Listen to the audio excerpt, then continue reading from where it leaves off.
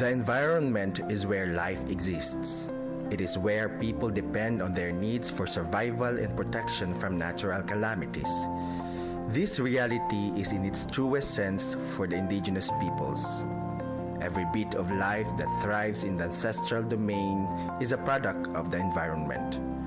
From the moment breathing begins until it ceases, the environment is the living witness to all that unfold in its midst. Ang environment sa indigenous peoples, maupod ni ang nag-nurture, naghatag sa ilang kinabuhi. Kay kun ang kinaiyahan, guba, ang kinabuhi sab sa atong katilingban, maguba pod. The National Commission on Indigenous Peoples, or NCIP, is among the government agencies that uphold laws for environment protection. In fact, Section 9 of the Indigenous Peoples' Rights Act, or IPRA, specifies the responsibilities of the indigenous peoples to their ancestral domains. They ought to maintain ecological balance, restore denuded areas, and observe laws that ensure the protection of the environment. Basically sa RA 8371, wala lang ni naghisgot o katungod sa indigenous peoples, but also emphasizes the responsibility of the indigenous peoples sa pagpasiguli sa kinaiyahan. NCIP Region 11 and the indigenous cultural communities of Davao City have realized the neglect of a coherent environmental program in ancestral domains.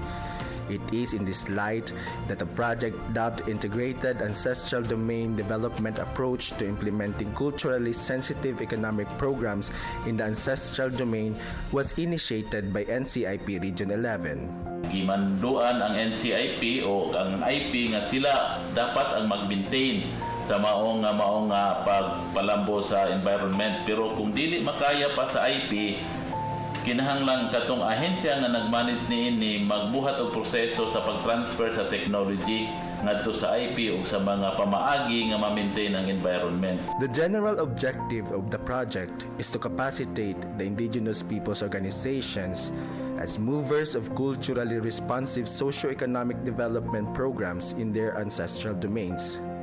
As observed, the use of agrochemicals in farmlands for almost 3 decades now has lessened the produce of the lands. Such farming technology also contaminates the uplands, thereby destroying the rivers and streams in lowlands. Continuous exposure of IP farmers, including women and children, to agrochemicals also endangers their health.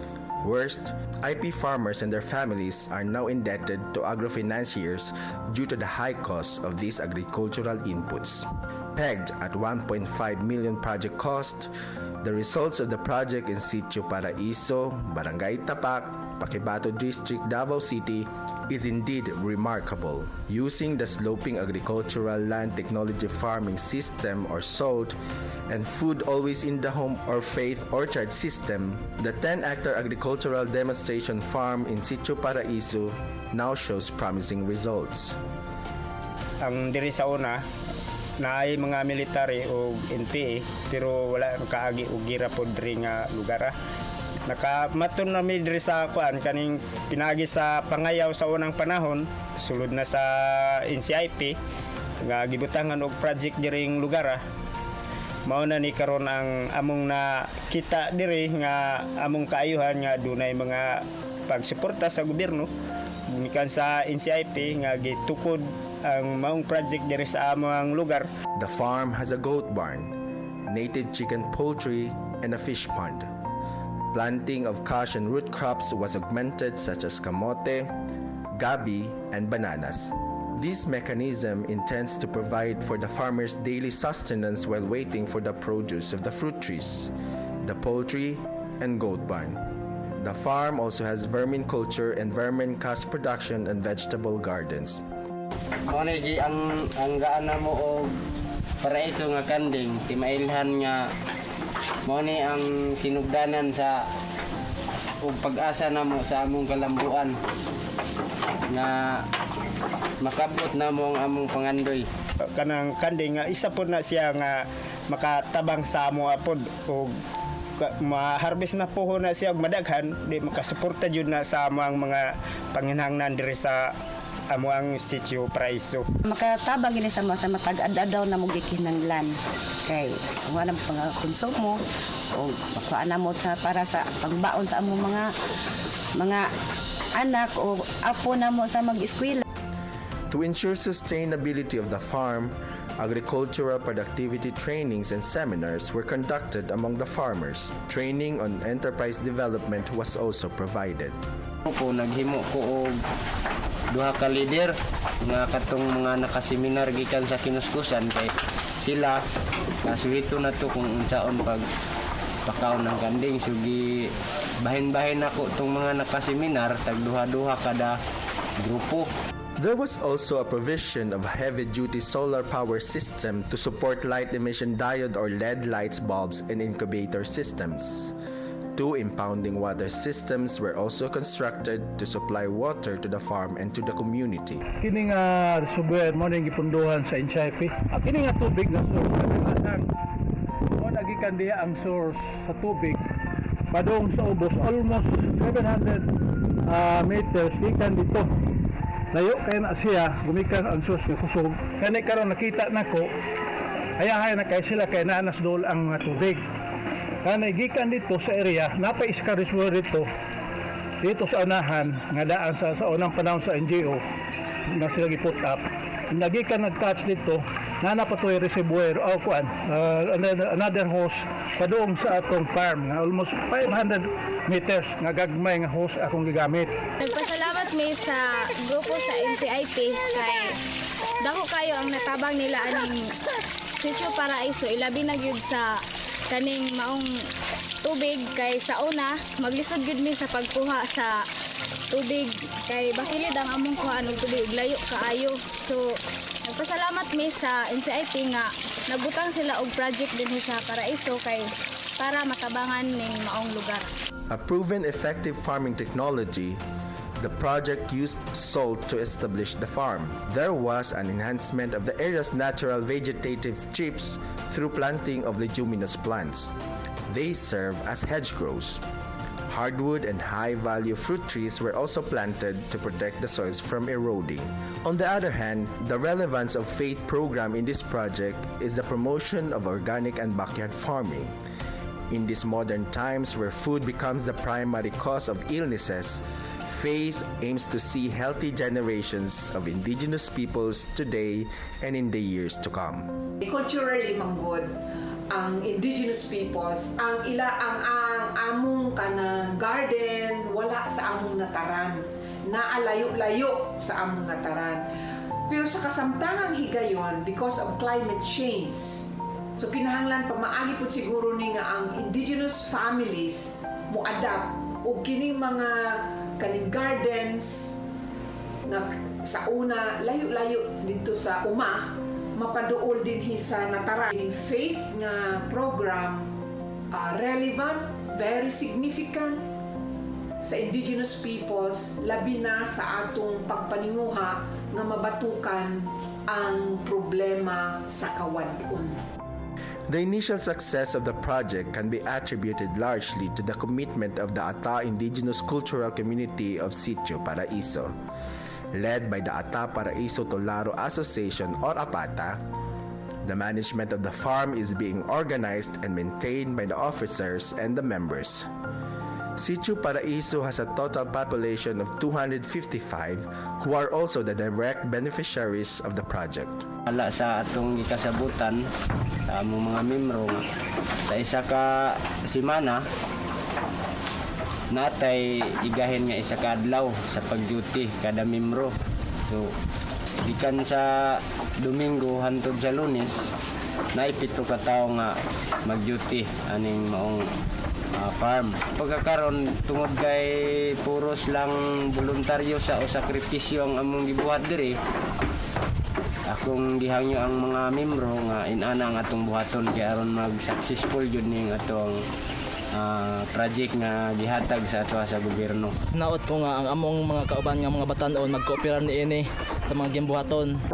Nangan ang baliti sa adlaw o gabi para maayo ang masuportahan din maayo ang pagkaon sa kanila para dili sa mga pasnis maayo yang pag ang kanlawas pagkaan sa tubig, pagkaon. In situ Ararat, Barangay Alegre, Municipality of Bansalan, the area preparation stage of the project was able to hire 50 carpenters and farm workers. As of today, the water system is already installed and is being used to support the water needs of the farm and other households within the farm vicinities. Coffee, carrots, peanuts, and potatoes were among the plants harvested during the turnover ceremony. Like in Pakibato, Iada Farm in Bansalan has a goat barn, poultry, fish pond, vermiculture, and is being powered by a solar-powered technology. Short-term and high-value crops and leguminous plants were also planted. The area is being developed to an ecotourism site due to its cool climate and clear view of Mount Apo. There is also a plan to develop the tribal hall into a living museum. Nang gihatag karon nga proyekto din ha, dako kayo nagkatabang sa komunidad tungod kay kana nga aghimo dili man gud na kay karon lang, sunod tuig lang kung dili hangtod sa hangtod na siya. Ang gyapon ang kuan mo kibali dia amo, organic lang gyud ang among gikuan dia. Wala na mo gamit og lain ng mga kuan. Sila ito kana lang kay pagpabalik mo guna sa kinayahan. Sa Berme, dili makadaot sa panglawas sa mga tao ay kini makahatag og pangkuan sa katawhan kaning walay safety jud kay ba.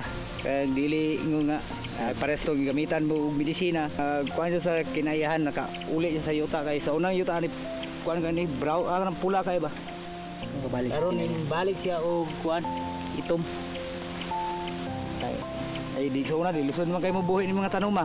Dire na ko gi-testing kay akong gi kuan nagsabaran jud kay unsa ang kuan sa Birmi. Kay nakita man jud na ami ang resulta.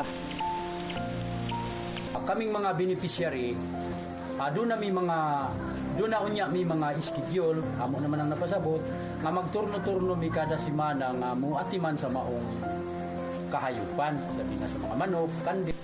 Kani mo among nursery. Kape, napoy kahoy ani, napoy prutas.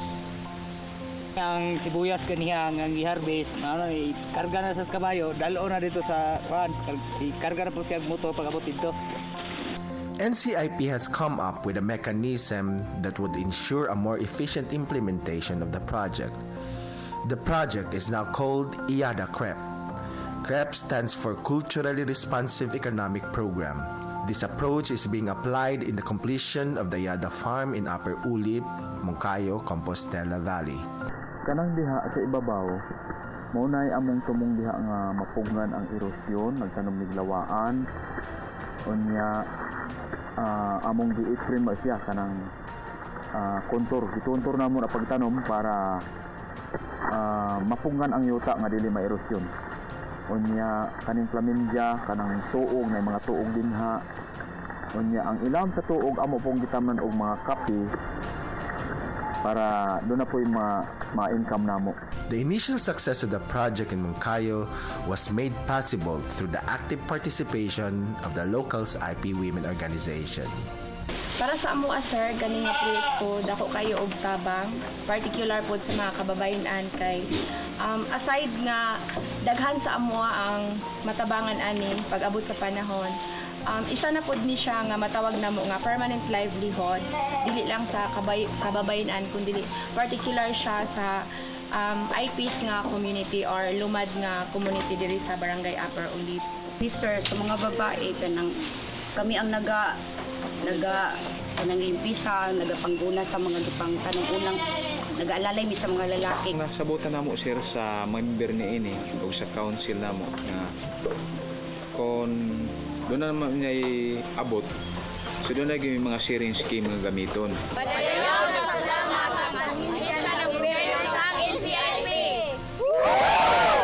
The partnership forged by NCIP with various government line agencies such as the Department of Agriculture, Department of Environment and Natural Resources, and the Department of Social Welfare and Development is also crucial in establishing sustainability mechanisms of the project. The support of the city government of Davao was also significant in the success of the project in Pakibato. Namong contribution sa Department of Agriculture, nag-speaker ko sa itong pre-implementation seminar aning project. Pag-implementar na aning project, ang akong partner po datong panahon na taga City Veterinarian, si Marela, mao na po yung nagtabang po implementar sa pagkuha na ning livestock, kining kandingan o manukano. Karon, pag-anhin na ito karon sa pag-monitor na aning project, nagdala ko mga binhi sa mais nga open pollinated variety na siya. Unya doon na po yung mga utanon nga mga liso na makatabang-tabang po ni diri sa project o sa mga nag-implementar ani diri nga mga IPs. Ang MCCT IP program sa DSWD under sa ato ang support service interventions, nagpatigayon og cash for work program alang sa ato ang mga kaigsuonang lumad para niining IADA program sa NCIP na kung diin nagamit nato ni para dito sa land preparation dito sa ato ang sa atong ginatawag na faith in salt, no, na kung diin katabangan gyud nato ang ato ang mga IP communities aron aduna sila dungag nga panginabuhian sa ilang mga pangadlaw-adlaw na kinabuhi. For 2018, the Office of Cabinet Secretary Evasco has allotted 6.6 million for IADA project implementations in Region 11. They are now being implemented in Talos, Davao del Norte, Barangay Tongkalan, Toril, Davao City, Malita in Santa Maria, Davao Occidental, and in Paraiso, Paquibato, Davao City. The end road of this journey may be out of sight as of present time, but the certainty of reaching there is an absolute fact. Supports and initiatives are needed to provide transportation means of the farm's products to the markets. Development of value-added products of the farm also needs support from government and private entities. Source of electricity is a prime concern in this initiative. Scholarships on agri-related courses should also be provided and advocated among the IP youths to ensure professional and more efficient farm workforce in the future. Restaurants, supermarkets, and agri-product traders can find means in supporting the project's faith program. By purchasing the farm produce of the ancestral domains for their businesses, incomes can be generated for the communities.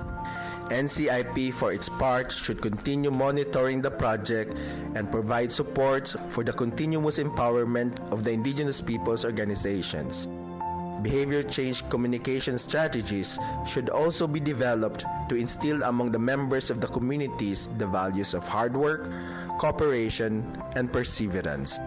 Pinaagi sa atong pakiglambigit, pagtambayayong o pakig-awhag no sa tanan nga atong tabangan jud ang atong IP kay pinaagi ni dili mahimos lang self-sustaining, dili na sila pati itong problema unya sa magbaba mawala na kini sila kung self-sustaining na ang community. Kanang hulagway sa Paquibato karon, nagapamatuod lang na ang indigenous peoples uhaw sila sa ingon niini nga mga klarong intervention. Ginagmay siya pero epektibo. Ang pinaka-importante ang kanang kinasingkasing o kining kooperasyon sa tanan nga involved. And I would really like to appreciate the initiative in Paquibato.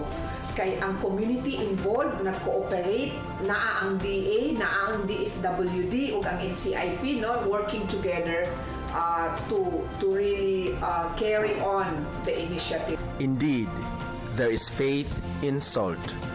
Nothing is impossible when minds and hearts are put towards a common goal. To this end, unity amongst the indigenous peoples and the rest of the Filipino people can make humanity the environment's ultimate protector. Above all, this unity can help nourish indigenous cultural communities of today and future generations.